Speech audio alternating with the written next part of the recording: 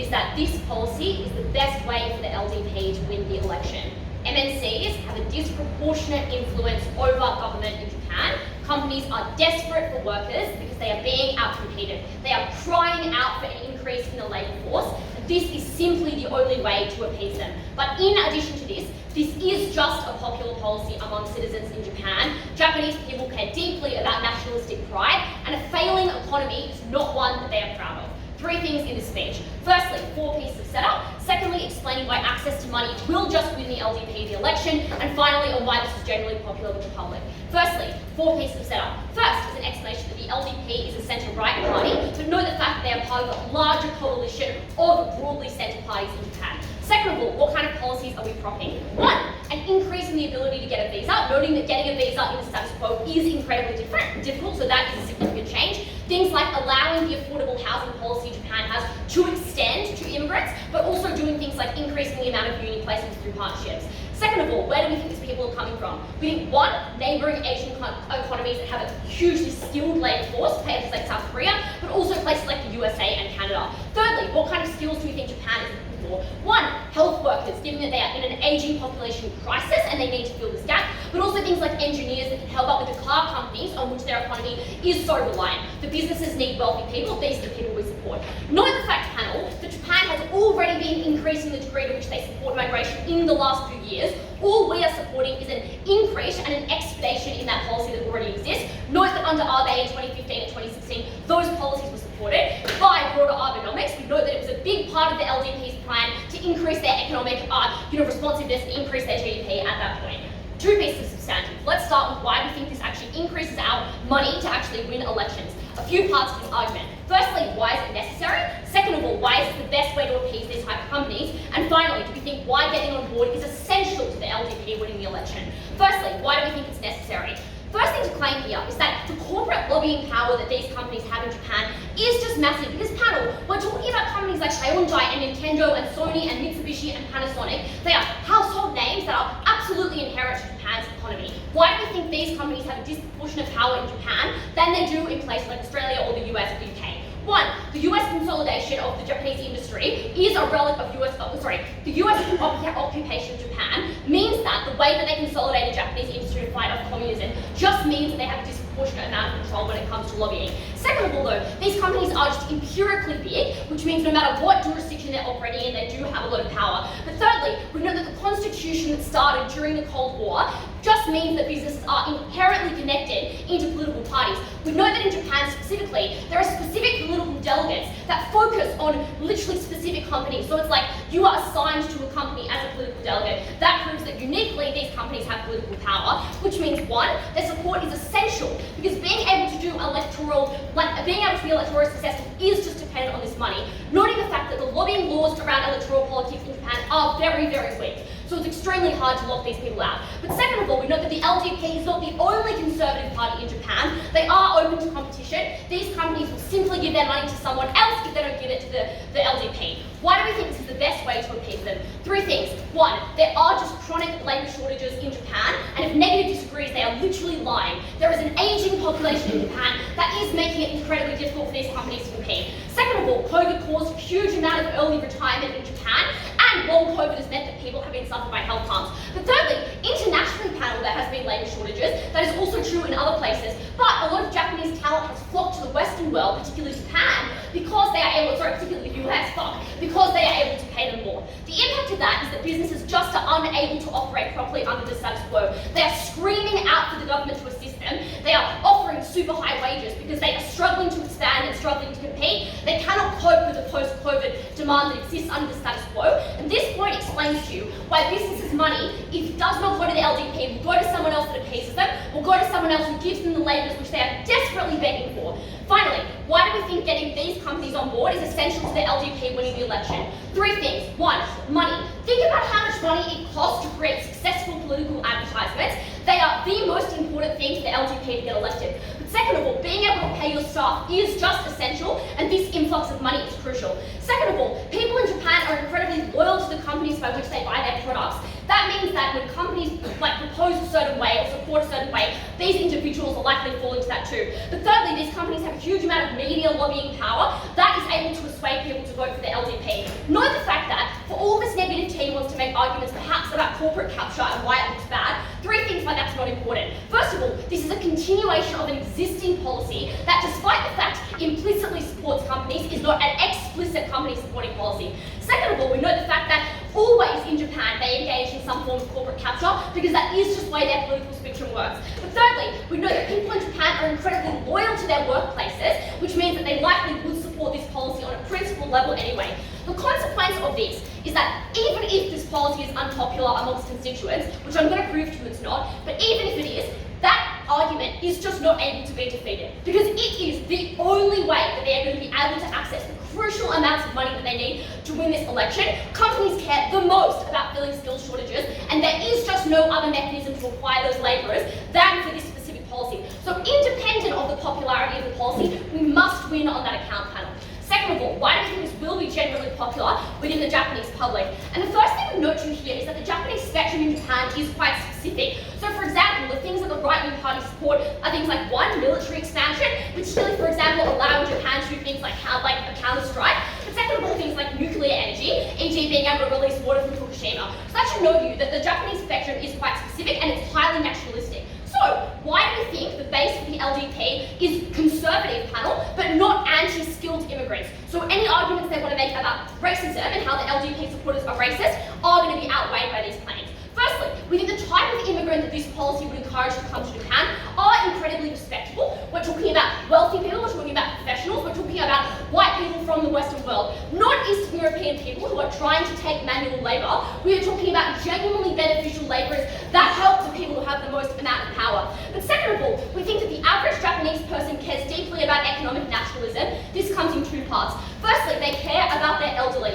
Japan has a specific culture that cares about grandparents. People know that without this labour, their grandparents will literally die sooner. They won't be able to be taken care of. There is no one to feed them each night. There is no one to clean them each night without these labourers that come in. Second of all, we know that the country's success of Japan more broadly is important to Japan. We point to the fact that Japan has expanded its childcare policies despite the fact that they're a deeply sexist country, which should make you believe that they care more about economic growth than they do about appeasing their particular sexist or racist idiosyncrasies.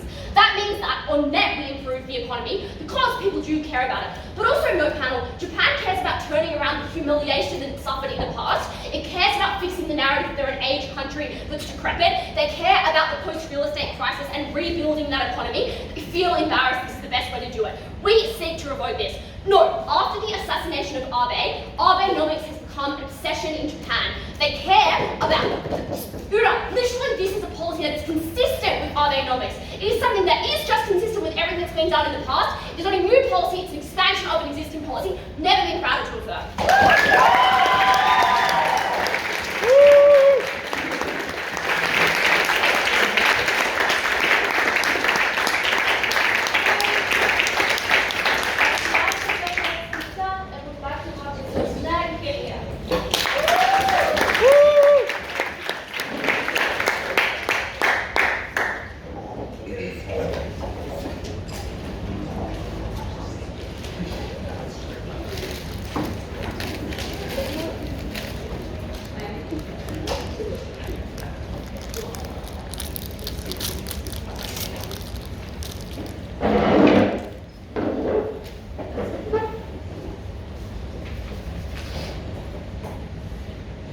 The central maxim of the LDP is to ask, what would Abe do? And panel, Abe would not listen to this team. 1 piece of setup, 1 piece of rebuttal, and then 3 arguments.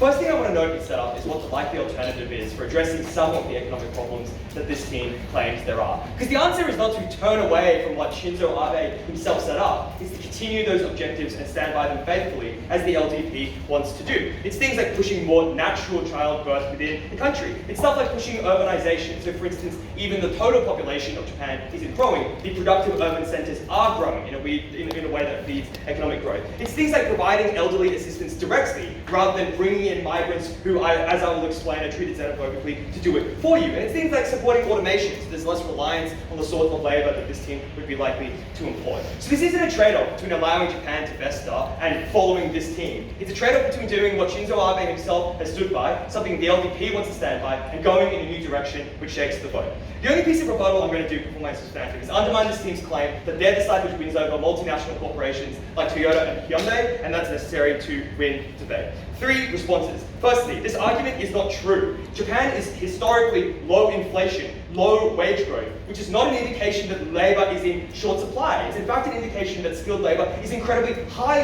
widely supplied. And you know that because Japan's education system is extremely robust. The sort of brain drain argument that this team runs directing people to the West might work in a country where labour opportunities are terrible, but Japan's labour opportunities are extremely desirable because of the exact constitutional entrenchment of companies into government, which this team explains. People stay, there's no shortage of labour. But secondly, we point out the far more likely characterisation is low skilled labour going towards Japan. For the reason that the very people they say would be filling the currently filled, but for some reason need to be filled again, roles would be Koreans, would be Westerners, would be a range of other people who A, have no strong reason to move from a highly developed economy to another highly developed economy, B, have an active reason not to in the fact that their culture of Japan is directly oppositional to that of, for instance, my country, Korea, but also very different to places like the West. So just a total lack of mechanization. But secondly, this benefit is not exclusive. You can cater to companies in a range of other ways which do not shake the boat anywhere nearly as much. Stuff like lowering corporate taxes, stuff like producing policies which are favourable towards automation, stuff like pushing the urbanization which I described in my setup. But thirdly, this argument is not relevant because you can still do visas and uni placements, which is this team's version of the model, without increasing policies which encourage migration, which is a totally different question. This team misses the debate. But finally, this argument is far less important than the material I'll bring you in this speech, because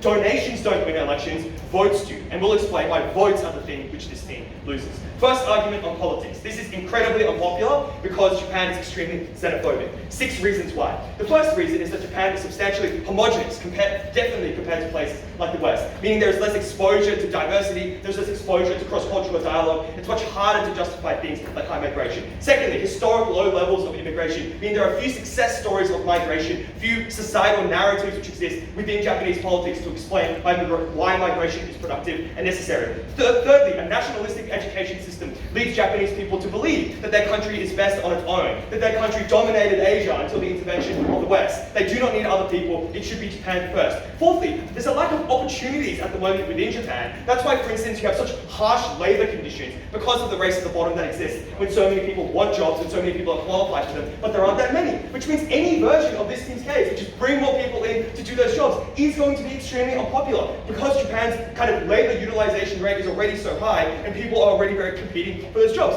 Fifthly, conservative media means that any friction, if these policies are implemented, that is, any one slight uptick in crime in the short term, any one instance of protests or riots, gets turned into a huge scandal for this team that they have not been able to answer for. And finally, we point out that even if you think these things are changing, Japan changes extremely slowly. That's why, for instance, there are still strong norms of women remaining at home. That's why, for instance, business is still conducted in a way as if it is a respectful kind of pact between people, as opposed to an entirely corporate entity. Even if they say there are trends that might make their case make sense in 30 years, it certainly does not make sense now. But this is also evidenced by the fact other minorities are treated extremely poorly, like Filipino people in Japan. But also historical evidence, like the fact Korean people lived in slums until the 1980s in Japan. The fact that Commodore Matthew Perry of the US Navy literally had to point a gun at Tokyo to force them to open up and trade as part of the Meiji Restoration. Japan moves slow, Japan is xenophobic, this will be unpopular. Why is that important? Firstly, because the LDP is in a historically weak position politically at the moment for 3 reasons. Firstly, because of the retirement of Shinzo Abe, who, as I've noted, was extremely popular during his reign and was kind of formed the identity of the modern LDP. Secondly, because no leader has been able to take up the mantle of the LDP particularly effectively after the retirement of Shinzo Abe. You have Suga Yoshihide being forced to retire due to bungling the Olympics, bungling COVID, bungling losses at the local election. You have the current unpopular leader of Fumio Kishida struggling to make up and make amends or kind of lead to any improvement on any of those fronts. You have factionalization within the LDP LGP being such a big and historically dominant party, which puts it in a historically weak position compared to earlier. But secondly, we'd also point out the assassination of Shinzo Abe, and this is critical, exposed the scandal which shook the party to its core, which was the Unification Church scandal, wherein a huge number of LDP leadership was connected to a single church, which was characterized as a cult by the media, where there was an outpouring of stories from the public saying that the Unification Church had screwed them over in the past. The Unification Church should be suspicious, and a huge number of people were connected to it. That explains why the LDP is in a weak position, and doing something so unpopular is not what we should do. But even if you don't believe that they're so weak they might lose an election, margins matter. The LDP is factionalized, meaning you can't count on every vote in every election. You need a safe margin of victory in order to govern responsibly. Because relative perceptions of mandates matter based on margins, especially when you're trying to, for instance, get the cooperation of courts or corporations or any other institution other than the parliament. Because failing to win by a substantial amount emboldens opposition, both from the left and right. As this team says, you rely on things like coalitions across multiple parties. And finally, we point out that dominance is a huge upside for the LDP. They want to remain dominant. They want to be able to keep the Unification Church scandal under wraps. They want to be able to continue the legacy of Shinzo Abe. This team takes it away. But secondly, even if you don't buy any of that political stuff, the party would view this policy as an extremely bad idea. Why? 3 reasons. Firstly, it's an incredibly conservative party. It cares about sovereignty, it cares about putting Japan first, it's xenophobic itself. Secondly, if this would be viewed as an abandonment of Abe, who supports things instead like childbirth, like urbanization, as we described. And notably, the evidence that Abe's legacy is the primary consideration of the LDP is extremely, extremely plentiful. They didn't move the Olympics despite a huge COVID risk because it was Abe's pet project. They've stood by Abenomics despite the fact it's leading to problems because of loyalty to Shinzo Abe. They've refused to kind of come to the negotiation table with South Korea and engage in reparation funds creation because of the legacy of Shinzo Abe. They care about this legacy. Shinzo Abe would never have engaged in such a policy. That is why the party itself would view it as a bad idea. But finally, we would also question whether this even makes good economic sense. That is, there is no lack of skilled labor in Japan or unskilled labor in Japan. Things like low inflation, things like low wage growth point to the fact that wages or labor isn't the input that's missing. Japan is doing fine. But we'd also point out that, for instance, other policies meet the exact needs, even if you believe that some labor could be used. Policies like automation, where Japan is already a leader. Things which would be far more popular with the corporate overloads that this team says are so important. That explains to you why, even if you don't believe that politics is number one, this would be viewed as a bad idea. And in particular, note that the party of the LDP has other objectives that it wants to achieve. That is, if it has political capital to burn, if it can do all the sorts of things this team says is so important, they would want to follow Abe's legacy. Do things like, as this team says, undoing constitutional amendments to allow things like demilitarization, to pursue the Japan First vision that the 4 founders of this party cared about. This is a debate about the LDP, where the side which steps into their shoes proud to oppose.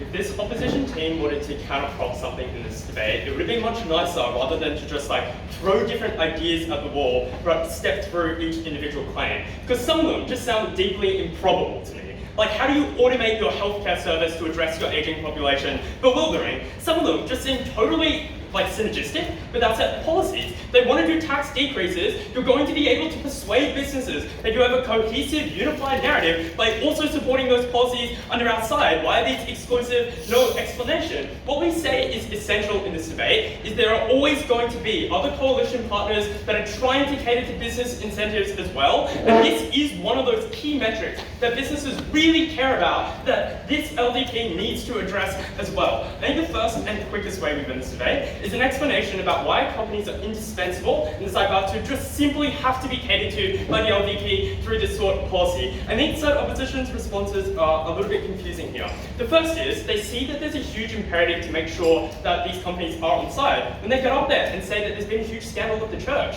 What that means is a lot of these businesses are actually a little bit worried at the moment about whether their lobbying towards the LDP will come back to bite them or whether they'll get caught up in these type of scandals. So you need to reassure them by providing a set of policy that they care quite deeply about. But it's secondly, it's their current leader, of course, wants to change the narrative of that. It's just been a lingering problem that is perpetually causing issues. And as such, it is so convenient to shift the narrative back towards economics, which has historically been the LDP's stronghold, that they are good and responsible economic managers. This is their home turf, and this would be a policy shift that largely reassures businesses that the LDP is getting back to doing what it is good at doing. What is side opposition's responses? Twofold. Firstly, they say the low inflation environment means ... I'm not entirely sure here. I think there are two big problems with this argument. The first is, it is true that Japan historically has had significantly low inflation, but that in the modern era, with high inflation rates in many other countries, has very rapidly changed shape, and businesses have not been prepared in the slightest for it. The reason why our case is about chronic labour shortages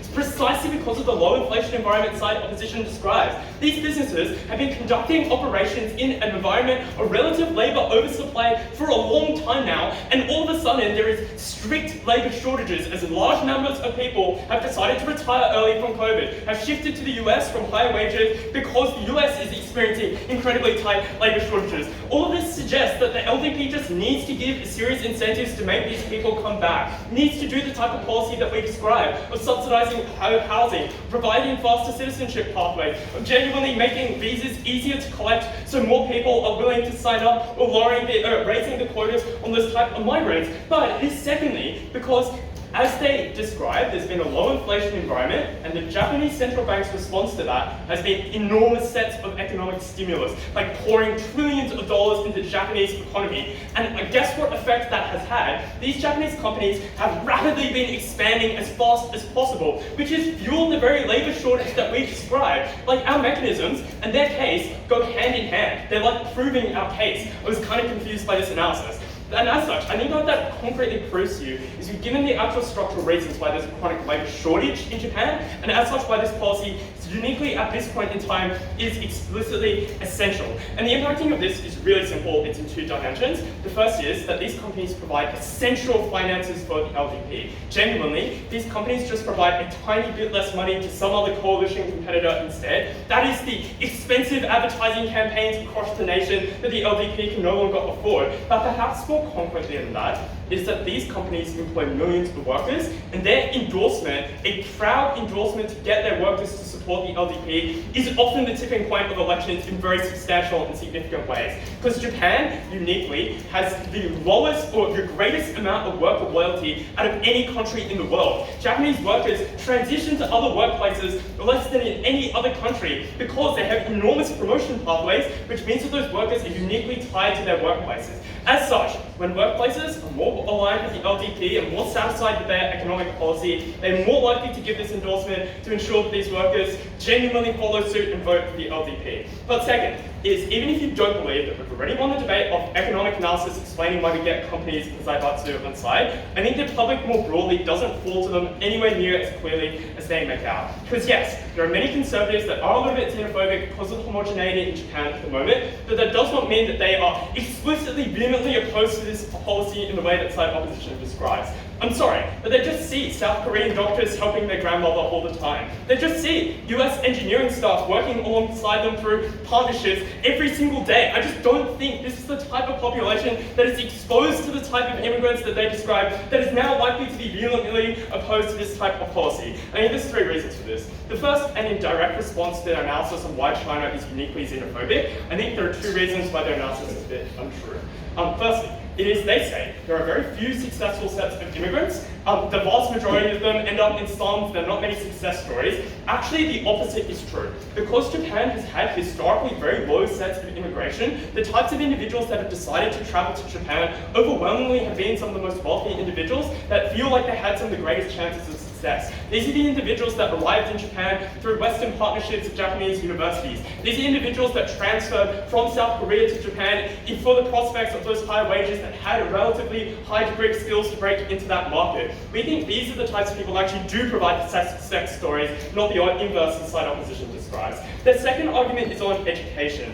And this argument is true to some extent, but I think the education more explicitly encourages Japanese students to be nationalistic. That is, they tend to care a large amount about their country, the pride of that country. The problem with side opposition is that nationalism does not directly tie to xenophobia in the way that they describe. Because psychologically, I think a really useful example for this is Brexit. Because obviously people in Britain really cared about the decline of Britain, and the question is who they blamed it on. And they blamed it on a series of immigrant communities because that was a very high percentage of the population. They're a very visible group to point that finger at. In Japan, that doesn't exist. They experienced this period of humiliation, but didn't have this high degree of immigrant labor that had displaced large amounts of workers. And as such, the nationalistic rhetoric out of Japan doesn't have the same xenophobic tinge that it does in other countries like in Italy or the UK. What that means uniquely is that a series of conservatives in Japan actually quite specifically support a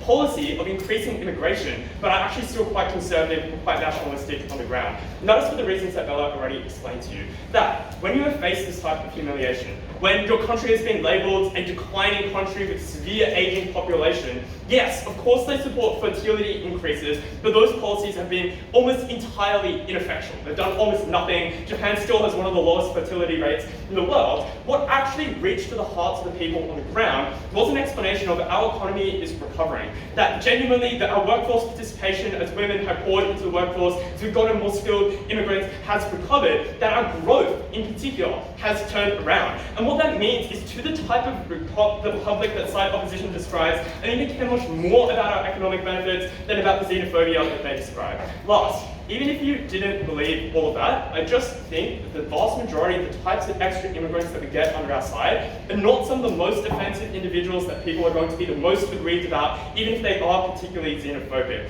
Because they say, who would travel from the developed world to another developing country? Like we're in both Australian teams, right? This is a very, very common occurrence for the very set of incentives that we give in this debate. So, the vast majority of these people, even if they are relatively xenophobic, are unlikely to vote by actually changing their vote, and as such, our arguments just are more important.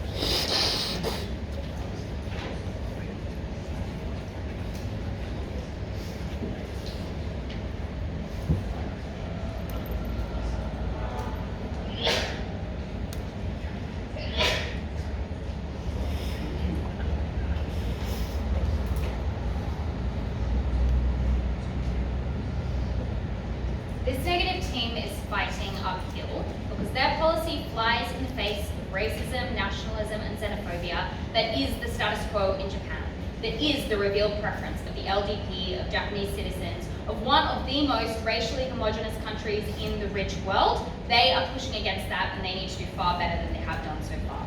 The first thing I'm going to explain in this speech is that from the LDP's perspective, this is simply a bad and economically unsound policy in a number of respects, both because of its actual cost and its opportunity cost. And this will explain why, even before I get into how this policy is perceived by the public, you should intuit that it is unpopular simply because it is bad. That is because, not only from the perspective of the people who are high up within this party, who are conservative and nationalist, they don't like it, people who are beholden to RB's legacy generally, but also particularly with regard to the RB's position of improving the birth rate over resorting to open migration, but also because they are economically self-interested and this is not a good economic idea. Unskilled foreign labour does not fix Japan's economy. And their claim at Second Affirmative is like, maybe things were different in the past, but now, look at COVID, we have a labour shortage. That does not explain why you need, for instance, skilled labour to fix that. They do not explain why you fix the problems of COVID, which is not necessarily a problem of a labour shortage. But importantly, the concession they make, which is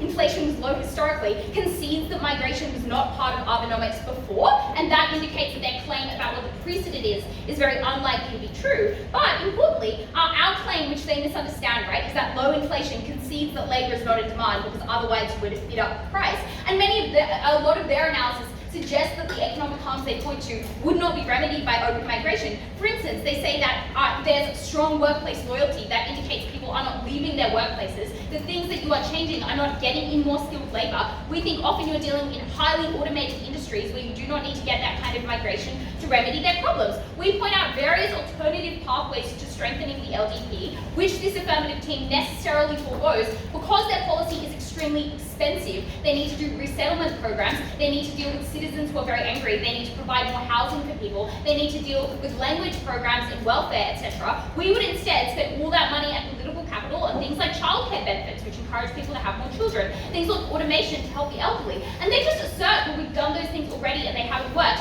No, you haven't. Japan has, for instance, incredibly sexist custody and divorce laws that impoverish women and prevent them from joining the workplace or push them out of the workplace. If you got rid of those things, you would increase the workforce participation of women, which is one reason why Japan is in a bad economic situation at the moment. But even if we're not improving the economy, there are also just other ways to strengthen the LDP's image, for instance, by increased militarism. And these guys say, well, you need more people for that. You actually don't. You need to, for instance, reallocate people from the army to the navy. Like, that's the personnel problem. And you do that via political capital, not by numbers of people within your state. And much more importantly, you need the money to keep on increasing the military budget, which was the proposal of Abe, and which is the thing that this government wants to continue. We would do that instead. That is how we would get power. This is a bad policy economically. This is a bad policy in terms of opportunity cost.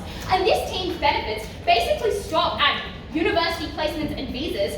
Those things, if they are good, we can do as well. That is not about migration. They need to defend extremely costly policies of bringing new people into your state, which are costly not only for governments who have to do more things like welfare, but also for citizens whose wages often do in fact go down, whose costs of housing and costs of living go up. Secondly, this is an enormously unpopular policy, so we live the debate a second time over. Their only response to all of Daniel's extremely detailed and dense analysis about why Japan is highly nationalist, about why that is important to the LDP's success, and about why that nationalism is incredibly robust, is to say, well, if you're nationalist, that means you want to do what's good for Japan. And what is good for Japan is letting in more people. I've already disproven that premise, but clearly people are not rational in the way they describe. Nationalism is not people doing what is actually good for their country. It is going along, extremely irrational views like racism, extremely irrational views like groupthink. But secondly, they just assert that migrants will be successful. A great deal of their reasoning from that speech, I'll note, is circular. They say migrants and minorities do really well, therefore they provide good examples of minorities doing well so people like them. They need to prove that first premise first, and they do not. We prove the inverse, which is of course you don't get skilled labour. Of course you don't get people who are economically contributing, because why do they want to come to Japan when they could have good wages in their own country and a culture that is familiar to them? But importantly, their best case only works retrospectively, right? Maybe in 10 years you get some successful waves of migration. By that time, the LDP, which both teams concede is in a weak position at the moment, is already voted out, or is already in the grips of factionalism, already has less power to govern effectively, already has emboldened opposition parties to get stronger into the future. Even if migration pays off in 20 years, we need to think about what the LDP wants now before the next election. How do they attempt to overcome the extremely intuitive claim of side negative, which is that Japan is pretty racially homogenous, it doesn't like migration? They have a few attempts, none of which have survived. The first claim they make is about companies, and I want to know how many premises you need to believe in order to credit this argument. The first is that Japanese companies want workers more than they dislike migration. The second is that they will punish the LDP electorally if they do not get those workers. And the third is that that punishment will hurt the LDP. None of those premises survive. To the first, companies are often highly nationalist themselves. See, for instance, the connection of Hyundai to Japan-Korea relations, particularly high-ranked executives who are close with government officials. It is not the case that those companies are always totally driven by their bottom line. Obviously, that is an important factor for those companies, but a lot of the time, important nationalist companies do have that nationalist sentiment. But secondly, they are not going to punish the LDP if they don't get what they want, because even if they value labour, they value the LDP in power because they benefit from its conservative tax policy. But secondly, the LDP itself is able to punish Toyota and punish Hyundai by removing that tax policy, for instance, especially as the second affirmative concedes, if they are anxious about their own involvement, that is the company's own involvement, with scandals. But thirdly, even if they punish the LDP by removing a little bit of money for advertisements, that does not hurt its electoral success, because you win elections via votes. Many people do not want their wages to go down, do not want foreigners in their country, and they believe those things will happen. You want party control, which allows you good governments. And importantly, other lobbies exist which don't want skilled labour. They're not describing all businesses. That argument is out. Secondly, on popularity, they say, well, you're going to get good migrants coming in, or migrants that people like, skilled South Koreans, Canadian engineers, and doctors. One, just note how afactual this is. Japan is incredibly hostile to South Koreans. Look at, for instance, the Japan First Party. Look at, for instance, vocal hate groups against South Koreans within that nation. The fact that this is a very culturally homogenous place to live, even if, for instance, you don't experience active racism, why would people leave their lives in their own country? Particularly if you are coming from a rich country where you could get both good wages and a familiar culture. But even if they get some skilled workers, they get way more people from poorer and neighbouring states. They get way more people from the Philippines who cannot remedy the labour crisis and who put massive costs on the government which people don't like. The final claim they make is, well, people care about the economy and they care about old people. One, we don't make a trade-off. We are able to improve the economy, improve elderly welfare in other ways, and do that in ways that people respond to effectively. But secondly, conservatism is not subservient to economic self-interest. Note, as I explained before, the failure to reform sexist child support and divorce laws, even though those things prevent women from contributing to the economy, because that conservatism is so ingrained. But importantly, finally, their claim again about migrants being rich and powerful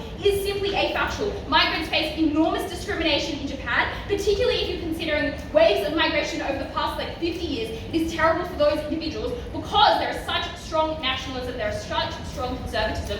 We instead would remedy economic problems in other ways, and even if you believe they get a slight edge on the economy, that does not secure the LDP's interests. Only side negative can do that.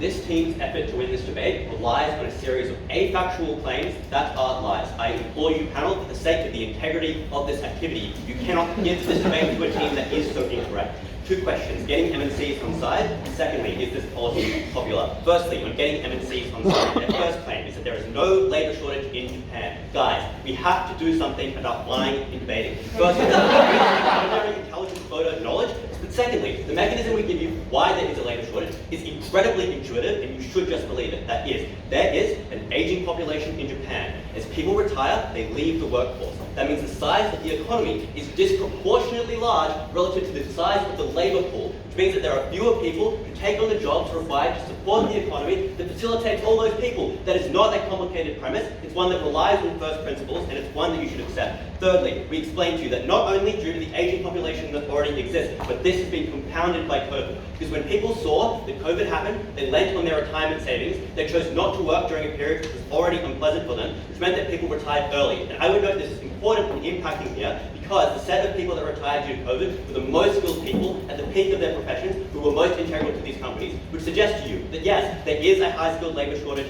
in Japan. Their claim in response to this is that, well, there is high inflation and low inflation and low wage growth, but there are so many other economic factors than just the number of jobs in a market that affect these 2 things, and they give you no structural reason to explain why that is the most likely proof for why there is no labour shortage. It is also just unclear that people just aren't accepting these high-paying jobs to explain why there is no inflation. That proves to you that there is a labour shortage, which explains the imperative for MNCs to support the LDP. The second claim then is, well, it's unlikely to be high-skilled labour, it's far more likely to be low-skilled labour. This is stupid. It goes against all the ways that countries around the world already do migration. That's the first thing, because there are easy ways to make high-skilled labour workforces come to your country. There's things like structuring it into your visa application process so you accept more high-skilled people with higher credentials with more education than low-skilled people. But secondly, it's through things like giving them high incentives to come to your country. That's like giving out housing. That's like things like they do in Europe, where they give you a period of 5 years where you get a slightly lower tax rate. All of those things are able to incredibly encourage high-skilled workforces to come to Japan. And I would note, the proof for this that you need is that in Japan right now, prior to doing these kinds of policies, there are months-long, years-long waits towards getting visas in Japan, huge queues, which suggest to you that lots of people do actually want to move towards Japan. But secondly, we explained to you that companies, because they are so desperate, because of what was previously proven,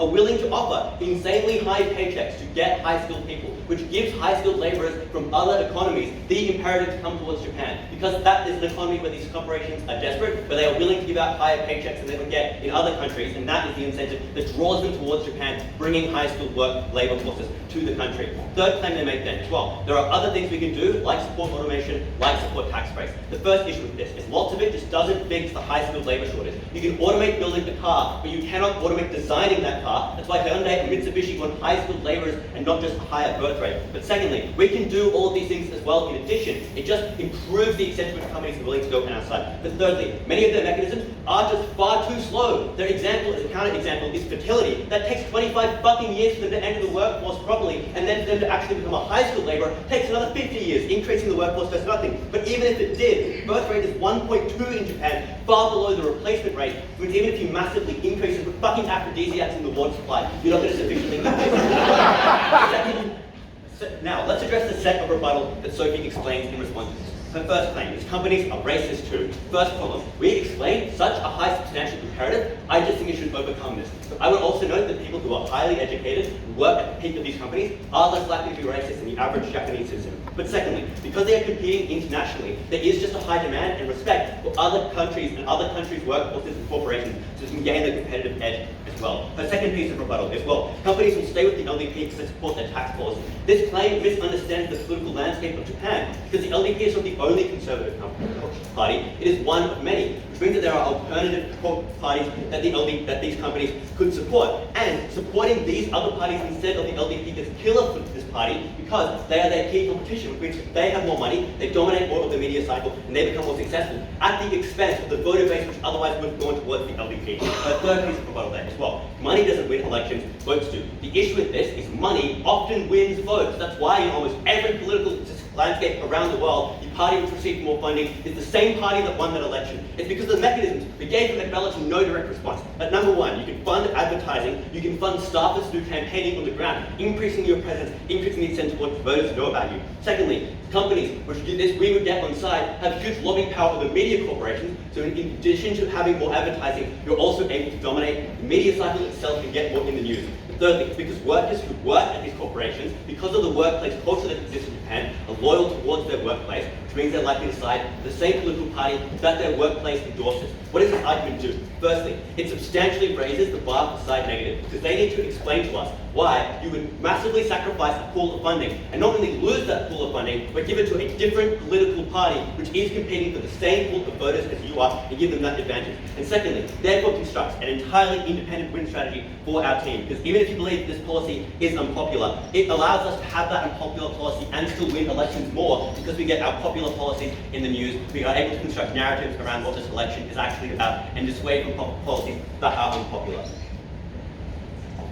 Second question then, is this popular? And I think we win this fact quite clearly as well. Their first claim here is, well, Japan is racist. I think this is really just a question of weighing. Japan is a little bit racist. How do we get over that bar? Firstly, we explained to you this is a continuation of Abenomics. Dan said he didn't do this, he did other stuff. First of all, again, please stop lying. But secondly, we just explained to you that he did those things. Yes, he increased the birth rate. Yes, he increased funding. He did, in addition to that, an increase in migration. There is no reason why just because he did that set of things, he didn't also do this set of things. But secondly, we give you good structural reasons to suggest why he did that. That's firstly, because we explained it's good for economic growth. But secondly, the mechanisms we provided you for corporate capture also explain why Abe was likely to have done this as well. Because even Abe had that corporate capture, it suggests he had the same incentive as the party does now to continue to support high levels of immigration, a structural reason if you don't believe the actual fact of the matter. The second reason we prove that this is good is that it is an extension of nationalism. So if he says nationalism is about irrational stuff like racism, this is unnuanced. He misunderstands what nationalism looks like in Japan. Nationalism in Japan is about honor, it's about pride, it's about how you look in the international stage, not domestically, not internally, not hating on immigrants, which you don't even know about because there are just very low levels of immigration in the country. And we explain to you, this massively increases your potential for economic growth, and it can easily be pitched as such to voters, because voters are acutely aware of the worker shortage that exists in Japan, because all the voters have grandparents that they want to put into aged care, but cannot, because aged care is too expensive, because there are such a small pool of workers with the capacity to work in aged care, because voters are aware of their corporations' desires because of their loyalty, and because their corporations have specific delegates that go and speak to government, which means they are making constant public statements about how they endorse, about which party they prefer, which means they are acutely aware of what their company prefers. And if their company says that this is good for economic growth, that it will be good for that company, then they believe it's good for the country, because they believe in that economic growth and believe in that power. And the third issue with this, and the way that we outweigh it, is I just think they exaggerate the extent to which Japan is racist. Because yes, Japan dislikes certain sets of people. It is a problematic country, but it is expanding. Increased access to the internet, increased access to other people, means that Japanese people are not the insane ideological idiots that this team thinks that they are. They do have the capacity to understand that a high-skilled labourer from a different country can be good, can be effective. I just think we clearly take this debate, do not let a team that lies as much as this one progress to the grand final.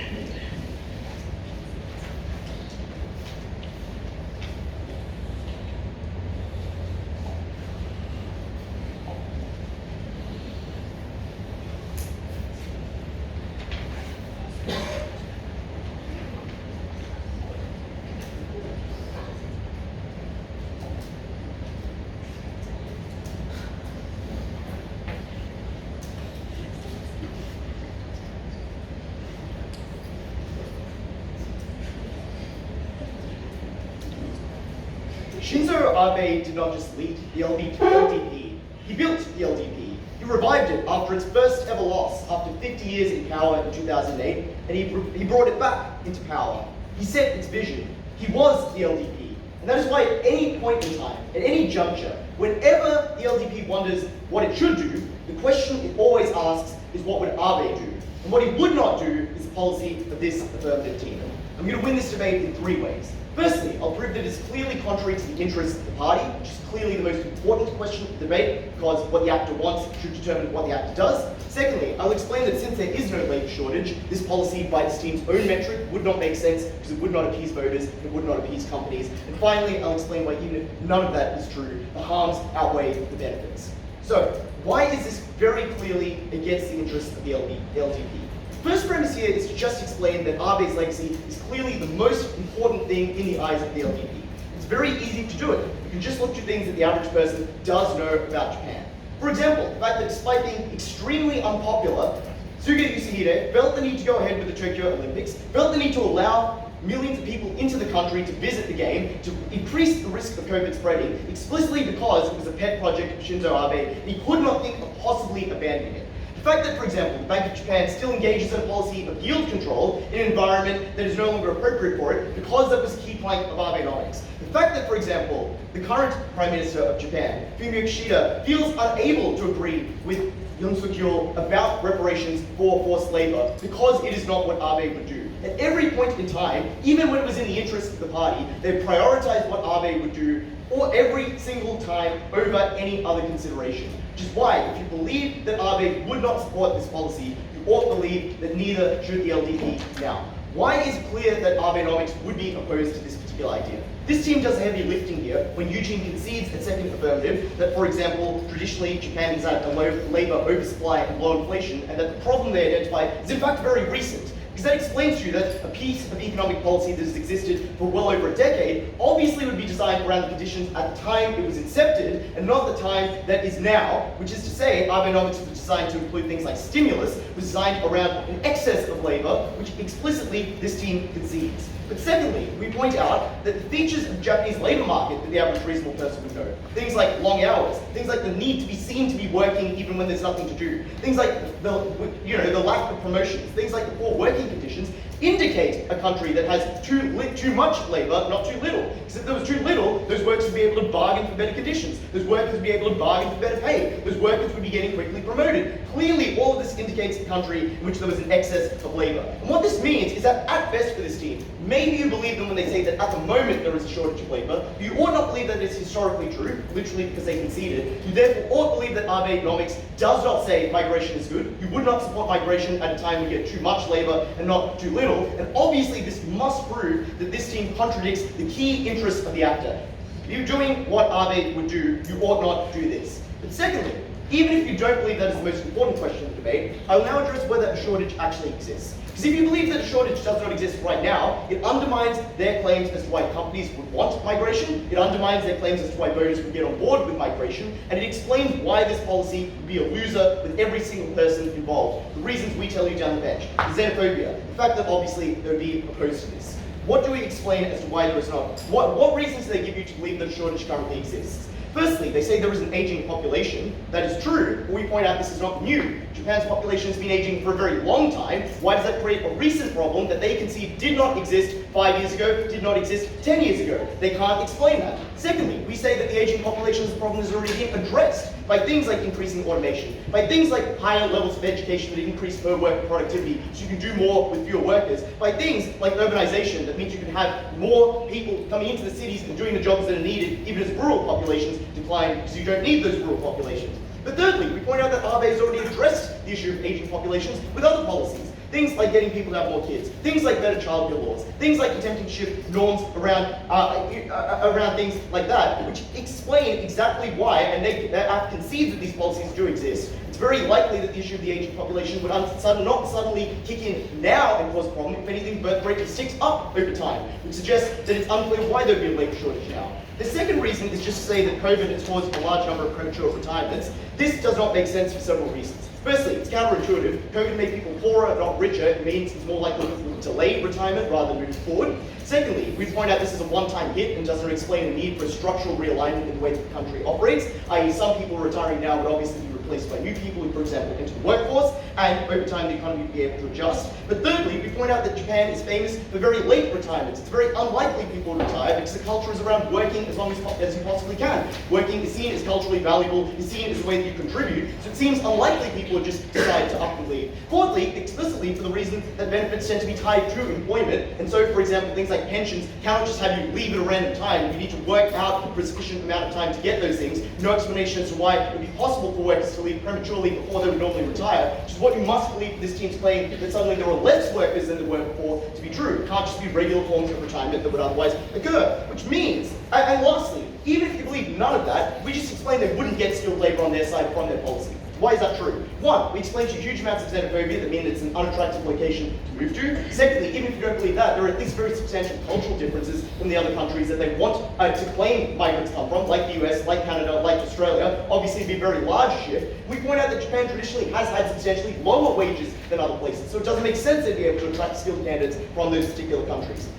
The long-run impact of this means that it's just unclear how at all you could believe that there is a labour shortage. If you don't believe that this labour shortage exists, this team loses on their own metric, because companies wouldn't want more labour when there's not a shortage, and voters would not want it when it means downward pressure on their jobs, when it means more competition, when it leads less promotions. But finally, even if you believe none of that, win the debate for a final time just by proving, even if there was a labour shortage, this policy would be so unpopular that it would never swing with voters. Why? What reasons do they give you to say that it would be popular? Firstly, they say rich minorities have succeeded, so everyone loves minorities in Japan. One, we point out this is asserted. Two, we point out it's circular. They just say, well, minorities will succeed now because they succeeded in the past. No explanation as to why that happened. And three, contrary to all of the evidence we point to, the fact that Koreans lived in slums until 1980, the fact that indigenous groups are treated poorly, the fact that Japan is just a xenophobic country. The second reason they give you is just say people accept it because there's an undersupply and they're pragmatic. We point out firstly this is contingent on the previous argument, and you ought not believe it. Secondly, even if it were true that an undersupply existed, they don't explain why voters would engage in a pragmatic way. Why they wouldn't weigh all of the reasons we give you, particularly when they tell you the companies are crying out and they're bringing huge amounts of additional labour, why voters would tolerate it, despite the xenophobia, despite the nationalism, despite the education system that tells you that those things are bad, despite the media landscape that says you ought not engage in large amounts of immigration, and all the empirical examples we give you down the bench. And even if you believe this team's claim that things are changing, we explain change occurs slowly in Japan. That is why, for example, business is still a boys' club. That is why, for example, women in 2023 are still expected to tend to the home and do all of that kind of labour, when in other countries, none of those things are true. Japan operates very differently from Western countries. Don't let them convince you that none of those things are true. And this explains why, even if you believe that maybe companies like this, if voters don't, it's a simpler mechanism to not piss off voters than to, get companies on side and use their money to maybe get the pissed off voters to vote for you again. Obviously, you should just side with us here. At the end of this debate, us begs you to believe them. We actually prove why you should believe us. We give you mechanisms. We don't just make up claims. This is not what Abe would do. It is not what you should do.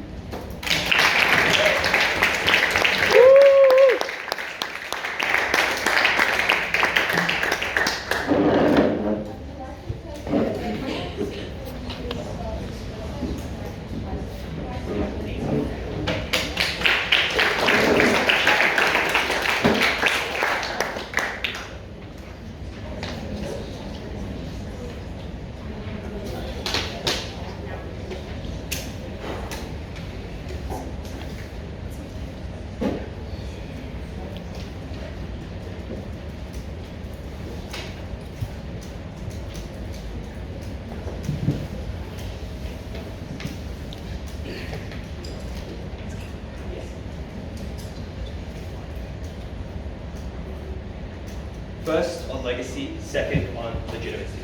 Let's start with legacy. This is the argument that wins us the debate, because it is the most important of the two key reasons. The first is it does not rely on where you fall on the various battles economically. That is, it does not matter if you think skilled labour is important. It does not matter if you think unskilled or skilled labour would be the majority of the people who arrive in this country. Legacy cuts above. The question, what would Abe do, does not rely on the answer to that question. But secondly, we point out the context of uncertainty, which both teams indicate is present, is a reason to think that legacy is number one. Because in times of crisis, Abe is who saves the LPD, and it's a reason to think in this time of crisis, if you believe there is one, as this team tries to convince you there is, they would turn to Abe's legacy again. Let's start here. We explained a very simple thing. The LPD's maxim is what would Abe do, and the Abe would not listen to this team. We proved two important things. The first thing we proved is that upholding his legacy is clearly the #1 priority of the LPD for two reasons. The first is the range of examples which this team cannot answer for, which indicate that the LPD has a strong bias to upholding Abe's legacy, even if there are other concerns which might indicate that's a bad idea. That is the Olympics, that is Abenomics and Eurocontrol, that is the military, that is its relationship with South Korea. No answer from this team. But secondly, we also prove it structurally. We explained that Abe built the modern identity of the LPD, resurrected it from its first defeat in 50 years. We explained that Abe was extremely popular during his reign and wrote the political playbook for the party. And we explained that he was deeply ingrained with party leadership personally through institutions like the Unification Church. No response to any of that, and it's clearly the issue which cuts above everything else, because it avoids the mire and the uncertainty of any other issue in this debate. But secondly, we also showed that this team certainly violates that commitment to Abe's legacy in three ways. Firstly, because their own analysis implies it. If economic conditions have changed substantially, that implies that Abenomics and Abe's legacy would not do what this team thinks is necessary. Maybe before accusing your mates of lying, do your homework first. But secondly, we explain that this is in direct contrast with other elements of Japan First approach. That is native population growth. That is making more efficient use of Japanese people through things like automation, things like urbanization. And thirdly, we explain the ethnic nationalism that we say is likely, rather than this general amorphous nationalism, which this team says is the case, fits much better with the trend of other policies which Abe's legacy has led to. Things like militarization, which doesn't exactly go hand in hand with expanding migration. This is the issue which is the clearest in the debate. It's the issue you should vote on alone. But secondly, we also win the question of legitimacy on political outcomes. Because firstly, does the LPD think this is a good idea? They need to win that conclusively, and it's unclear. We point out that this makes very little economic sense. Skilled labor is plentiful. That's why there's low inflation, low wage growth, and tough labor conditions. And they help us out here when they say that workers are very loyal to their company and are unable to leave. But we also explain that even if there is a shortage, this team is unlikely to get very many more of those people than we are. Because we explain that things like visas and education programs are obviously symmetric, and there are huge push factors to permanent migration, which is the difference between the two things. Things like a fraught relationship with neighbors like South Korea and China, things like cultural idiosyncrasies which push Westerners away. And secondly, we also show that a wealth of alternatives exist, whether they be through urbanization or automation, to solve this very problem in a way which doesn't endanger the legacy which we say is so important. But secondly, we also show that the public is unlikely to think this is a good idea, even if the party does. We demonstrate that the public is extremely xenophobic, which they at best mitigate, but beyond that, we show that the progress is slow, even where there are trends towards more liberalization. We explain that this is also, that this unpopularity is very concrete in the way that it is projected through the media, so on and so forth. And finally, we also outweigh any material on multinational corporations, which is clearly contingent, firstly, on this making economic sense, secondly, on proving that there's another party that these MNCs could align with, which they don't prove, and because of the fact that this team can never answer the question of even if the LPD can kind of placate these companies in a number of ways, why the ones which we can't also support, things like lowering taxes, things like helping with automation, can't get them across the line. This team hangs their hat on one benefit and they don't prove it. Proud to oppose.